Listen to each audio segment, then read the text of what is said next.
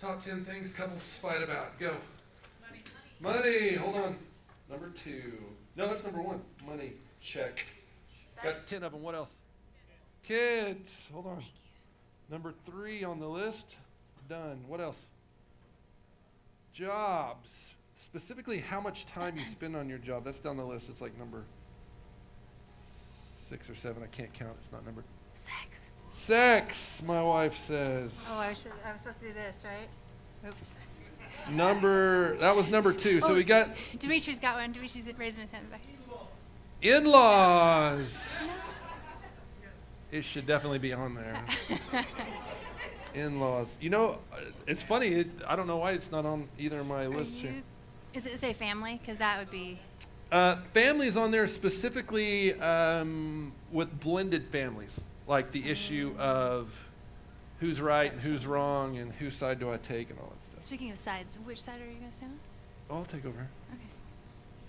That's what Please we usually do. I might die here. I could fall off the stage. I made it. Okay. What else? Time management. Too much work, not enough work. What are you wasting your time on? Insecurities. Not on there, but that's really deep. That sounds like a sermon 2 weeks from now.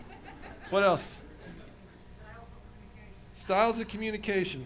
Did you grow up in Russia? I'm going to add that one too. Communication. Siberia, right? And please put the seat down. It's great. All right. So today we just want to talk through a really practical set of solutions for whenever you and your spouse have a disagreement.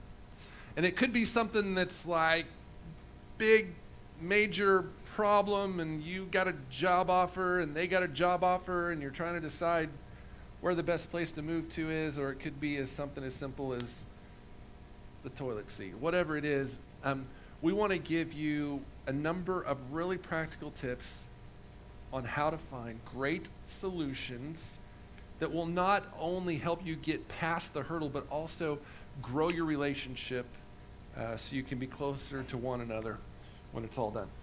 So what we did is we took the word solution and we're going to do an acrostic. So if you have some places to take notes, we're going to spell out the word solution. We're going to give you a handful of things that you can do. Here we go. The first thing, anytime you have a conflict, number 1 is this. Stop. Stop. It is really tempting as soon as you see a problem, especially for those of you, mostly men typically, who are problem solvers. This is one of our giftings. It's something God has given us, so deal with it. We want to solve every problem as quickly as possible. So when we see a conflict, we instantly just want to go, this is the problem and this is how you fix it, and just be done with it. But number 1 is you have to stop. That means 2 things. One is, a person has to say, you know what, let me think about it and I'll get back to you. But the second thing is just as important. Listen, when you're stopping, the other person has to allow you to do that, right? Some of you are kind of laughing under your breath. Because what happens is, one of us goes, you know what, typically it's me, goes, you know what, can I just have a day to think about it? Or I'm still processing, I'm not sure yet. Well, if your partner goes, I want to talk about it like right now, like why are we waiting until tomorrow? Like let's just deal with this. And then what happens is, instead of us really having a handle on the major issue, we just come to the fight with all this emotional baggage and we just start fighting it out. So in order to stop, which is the first thing that we do when we're looking for solutions, one person's got to be willing to stop, but the other person's got to say, you know what, it's okay. We'll still be married tomorrow. Our kids will still be a mess tomorrow. We'll still have whatever tomorrow. We can deal with it tomorrow. And it is tough. I mean, we brought, obviously, Freudian slip. This was a huge issue at the beginning of our marriage because Dusty came from a family that does not really deal with conflict internally. It's amazing because you all do these huge conflict resolution jobs. His sister's a principal, his mom was in HR, he's a pastor. But within their family, everything's swept under the rug. Let's just hope it goes away.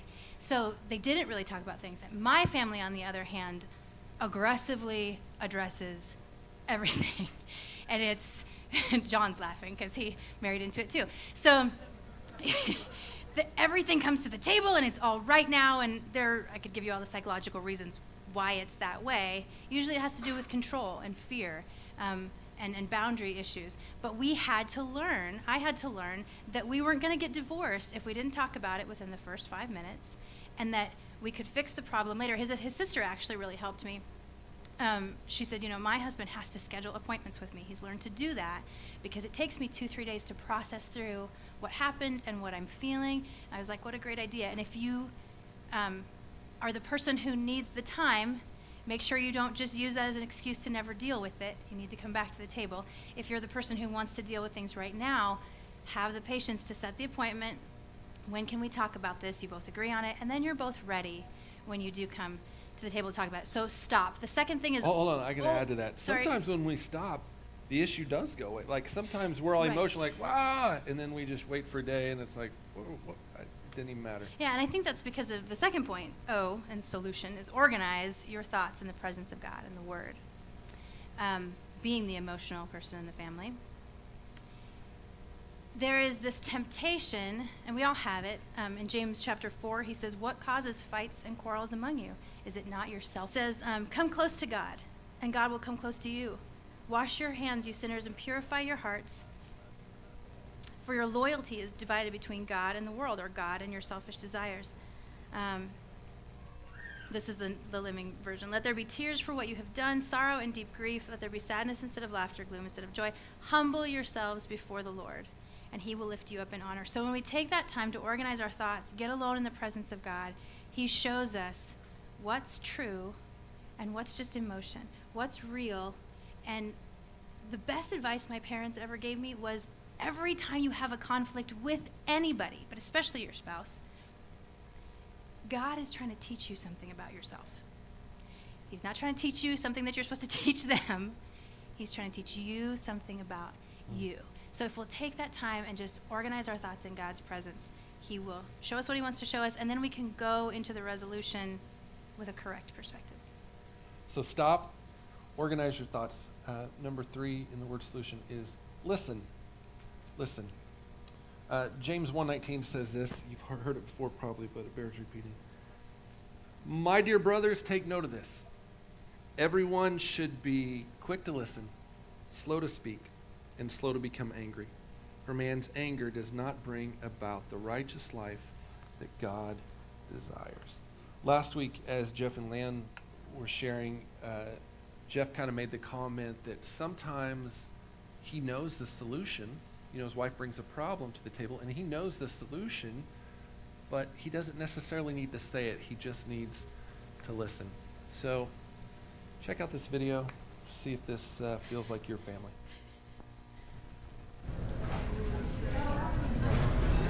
Wrong one. What's a good one? You go to the one that says...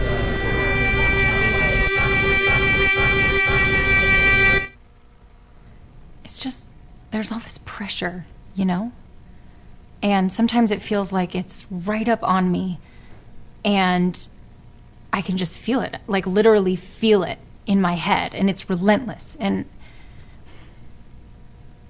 I don't know if it's going to stop. I mean, that's the thing that scares me the most, is that I don't know if it's ever going to stop. Yeah.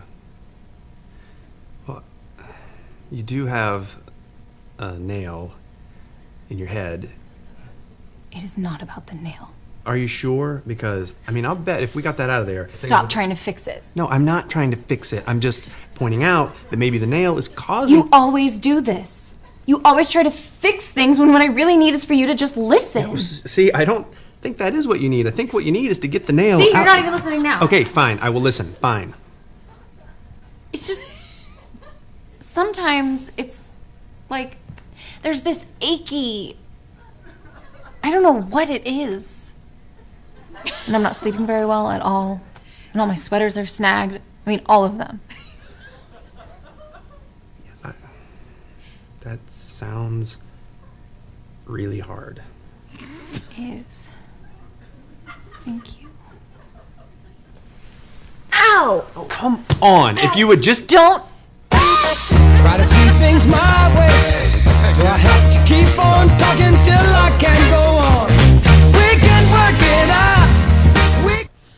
It's not about the nail. This is especially true for us men. Men, it's not about the nail. We just need to listen. And so there's 3 steps that I've shared with a lot of you personally on how to listen well. Listen, ask questions, clarify, and repeat. I'm going to say them again. Listen, ask questions, clarify, and repeat. So if Tammy, or even in a counseling situation, or a guy I'm just meeting for, at Taco Bell to chat about life, if they're sharing a story, I listen, I ask a few questions, I clarify, and I repeat back. So at the end I repeat back, I say, this is what I'm hearing you say. What you're saying is, you've got a massive headache and all your sweaters are snagged. Is that what and they go, that's what I'm saying. And then they understand that you understand. And you may never get to the solution. Understanding, receiving in our hearts what they are saying so that we can move forward. So stop, organize your thoughts in the presence of God, listen. And the 4th thing, is unify, also known as there is no I in team. In marriage, the Bible says we become one flesh. That means God sees us as one flesh. So when there is conflict between us, this is kind of gross, but it's literally like you are tearing at your own flesh. And you feel that in your spirit. Those of you who've been there, when you're at conflict with one another, when you are disunified, there's that ripping, burning, tearing in your heart, in your spirit. You feel that. God's heart for us, though, is unity.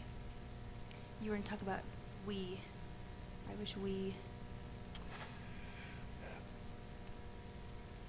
The idea of conflict should grieve us a little. We don't want to be in conflict. At least you shouldn't. If you crave conflict, there's something that is unhealthy in you. Maybe it's how you got attention growing up or whatever, and you need to deal with that issue by yourself, because that's a major issue. So we shouldn't want conflict. And so on the rare occasions that we are in conflict, this is kind of hard to understand, but hopefully I can explain it well. I want us to constantly have this view from the top, looking down on this conflict, that we don't want the conflict and that we're in this together. There should be something in our hearts that kind of says, I wish we didn't have to deal with conflict. Not, I wish I didn't have to deal with you. Yeah, not I hate this, or I want to be right, or you're always wrong, or whatever comes to your mind. But there should be a big picture outside of the bubble of this fight we're in that goes, I wish we could go back to being happy because I don't want conflict in our relationship. Mm-hmm. So even amongst the fight, there should be this unified theme that we are in this together, that we are on the same side of the rope. We're playing tug of war against the problem and not against each other. Ephesians 4, starting in verse 2, says this, always be humble and gentle. Be patient with one another, making allowances for each other's faults because of your love. Make every effort to keep yourselves united in the Spirit, binding yourselves together with peace. For there is one body and one Spirit, just as you have been called to one glorious hope for the future. There is one Lord, one faith, one baptism, and one God and Father who is over all and in all and living through all. And I usually read these verses in the context of how we're supposed to treat each other as Christians. But when you look at it from a marriage perspective, it becomes that much more sweet and intimate and important because of the depth of that relationship. It's not about fixing each other. Anytime you go into a conflict resolution situation hoping to fix or teach the other person, you should probably take a break and come back later. You need to go in wanting to find unity and truth and fixing the issue, resolving the conflict, not fixing one another. We stop, we organize, we listen, we unify, we're on the same team. Take responsibility for things that you said or did that were wrong. So that's obvious, but as you're fighting, listen, we've all of us, everyone in this room has been in a situation where you're arguing with somebody, coworker, boss, whatever, and you're sitting across from them, and they are getting you in trouble for something so minute, and all you can think about is, are you kidding me? Do you know what you have done to me and my family? Or do you know what you said? Or do you, like, in our hearts we're going, I cannot believe I'm getting in trouble for this after.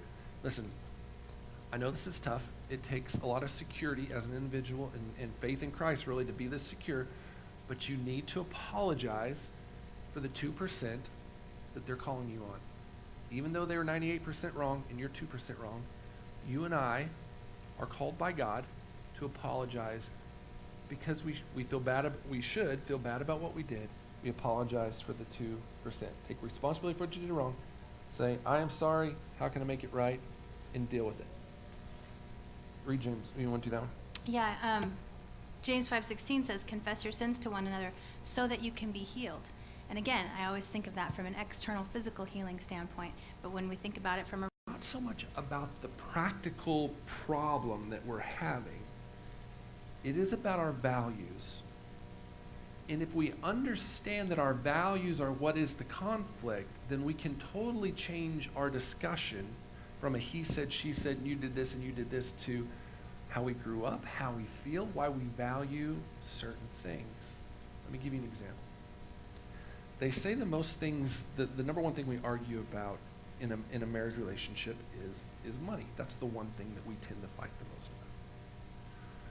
Well, instead, what I've discovered is it's not about somebody spending too much money. It's not Tammy coming to me and saying, did you really spend $200 on whatever?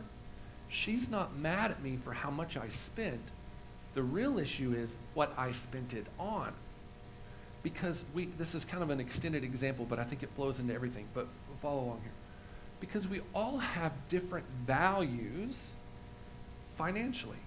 We all have different things that we think are more important. This would be true of the way we raise kids. We all have different values. This would be true of on our vacation time. We all have different values. One person wants to go see family. The other person just wants to get away from family.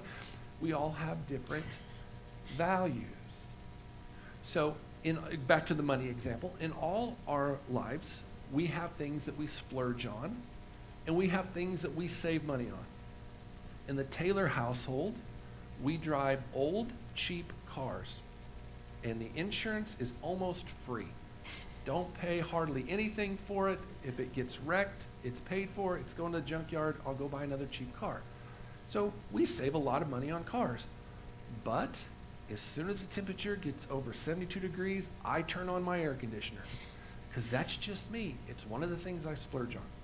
So I love air conditioning. I could care less what car I drive. We all have these things in our life. We all have these different things that are valuable to us that may not be valuable to our spouse. Now, imagine the change in your conversation instead of, are you kidding me? $100 for electric bill this month? I don't pay the bill, so I have no idea what it is. Oh, you do pay Tammy bills, handles all you our just don't write finances. the check.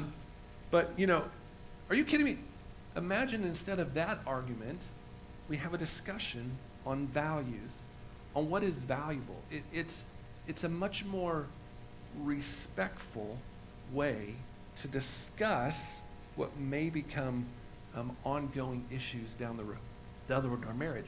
So instead of nitpicking each other on these little topics, can we back up and say, what is the value? What is it that we're disagreeing on as far as value goes? We can interpret, that's the I in interpret, each other's values and come to some permanent resolutions. Yeah, so for instance, I would say, I know air conditioning is really important to you. It does this to the budget. Is there somewhere else we can cut so we can compensate for this? Because I'm not going to ask him to give that up. As ridiculous as it is to me, it's important to him, right? So we can be respectful is. about that. Goes into the It's next. nice and cool in here, isn't it? Feels great. Moving on to our next point, which is over-communicate. So we stop, we organize our thoughts in the presence of God. We listen, we unify, we take responsibility for what we did wrong, we interpret, over-communicate in positive ways. I saw a leadership plaque one time that said, over-communicate everything. Jeff and Leanne did an amazing job sharing about love and respect last week, and as women and men, what we need differently from each other. I am a firm believer that you can never over-communicate appreciation or approval or love or respect. There's always more room for you to say, wow, thank you so much for working 3 jobs to provide for our family so I can stay home with our boys. I can find more ways in the day to say that. I can find more ways to practically live it out. There's always more room to say, boy, thanks for not handling that in anger. Thanks for the way that you pour into the kids. Thanks for the way that you just supported me when I came home frustrated. Thanks for letting me sit in front of the TV and drink my whatever for the first hour when I get home every day.